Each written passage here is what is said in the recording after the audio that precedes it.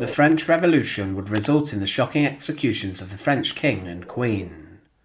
Despite their wealth and standing across Europe, King Louis XVI and his wife Marie Antoinette would be both dragged to the guillotine in Paris for their execution.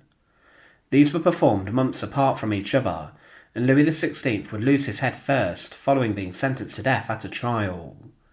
His wife was then made a widow, and the revolutionaries considered what to do with her, but eventually she would be accused of a number of scandalous claims, before she was then condemned to death too. The guillotine, it was believed, in one swift fall of the sharp slanted blade, took both their heads off, but then following this the king and queen were then given a burial, which was not in fitting with their positions as monarchs. They were dumped in a common grave, and in the meantime, that the gravediggers were having a lunch break, Madame Tussaud would break into the graveyard and take plaster casts and moulds of the king and queen's heads.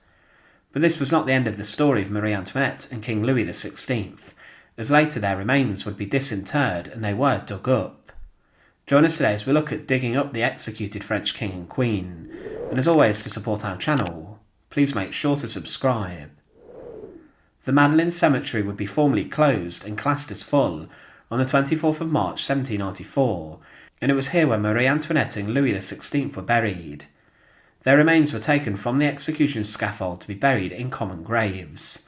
But in the years following the executions, it was no secret where the royals had been buried, and as time went on the cemetery became a place of pilgrimage, and visitors were allowed to visit, including European royals, who would want to pay their respects. The men who oversaw the cemetery would also produce maps for tourists, in which they outlined where Marie Antoinette and Louis were buried, and they made leaflets stating that 1,343 individuals, including the king and queen, who had been executed during the Reign of Terror, had been buried in the cemetery.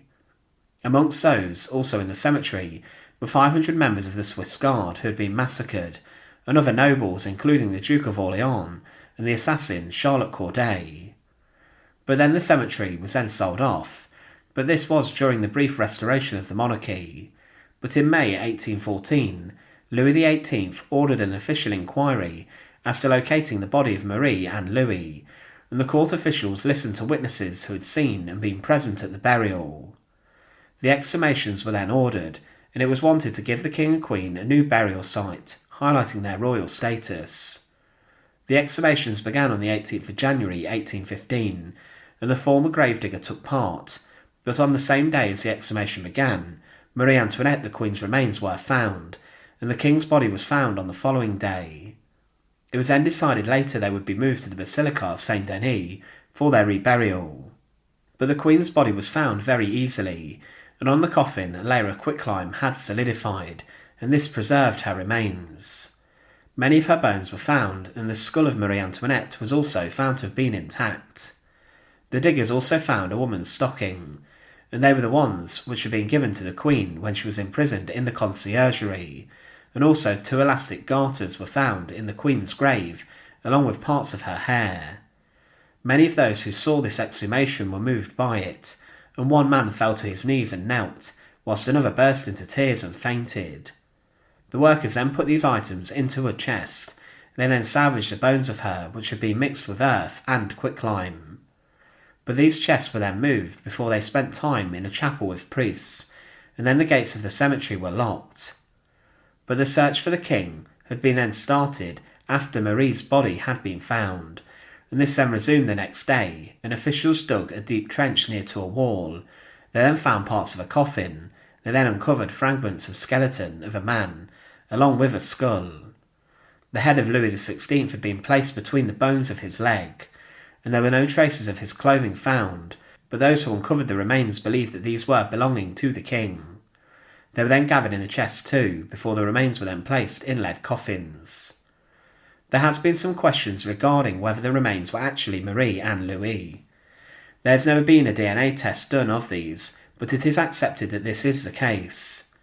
For Marie, the evidence alluding to it being her points to the stockings that were found with the remains, and the location of her burial was actually marked with a cross being placed on a wall next to it.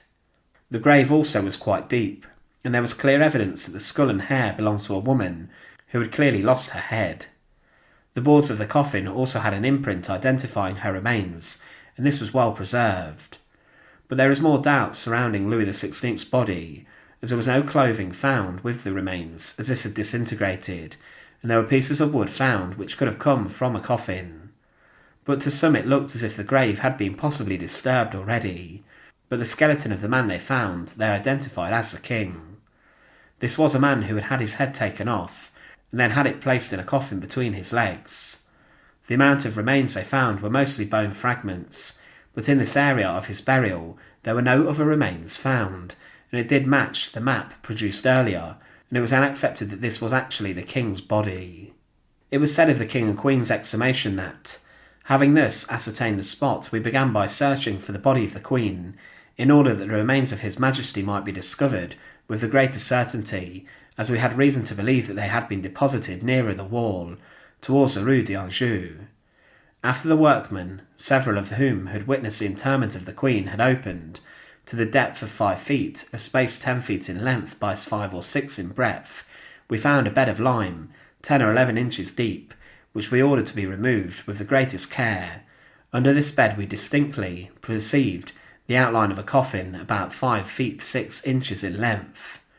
Following these traces we discovered, in the depth of the lime, several pieces of board still fastened together.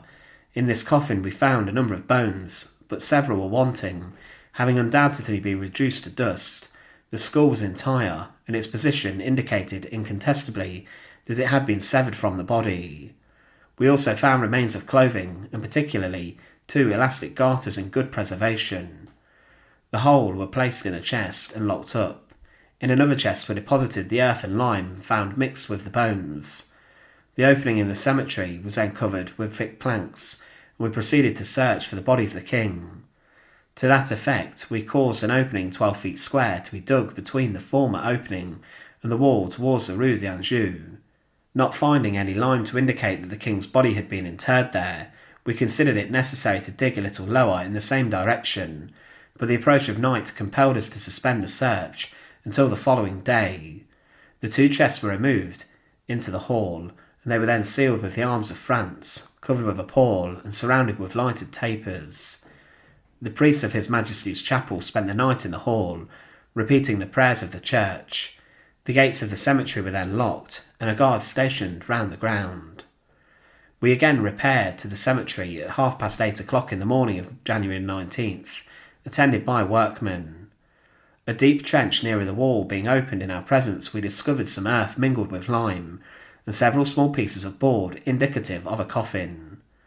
The search was then carried on with the greatest care, but instead of a bed of pure lime, as round the Queen's coffin, we found that the earth and lime had been mixed, but then there was greater proportion of the latter substance. In this mixture of earth and lime we discovered the bones of a man, several of which were on the point of crumbling to dust. The skull was covered with lime and placed between the leg bones. Fragments of clothes were carefully looked for, but none were discovered. We collected all the remains and placed them together with some pieces of lime in a cloth brought for the purpose.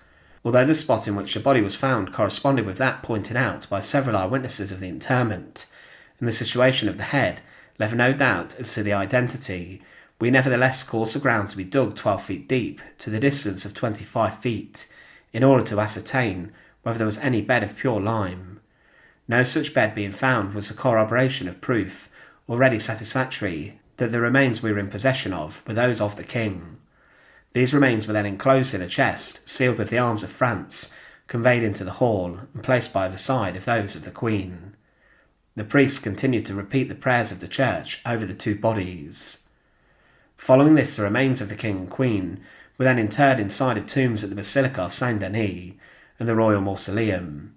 The reinterment was a huge ceremony and spectacle, and this laid the remains of Marie Antoinette and King Louis XVI to rest once and for all, decades after their execution had taken place. Thanks for watching. To support our channel, please make sure to subscribe, and once again, thank you so much for watching.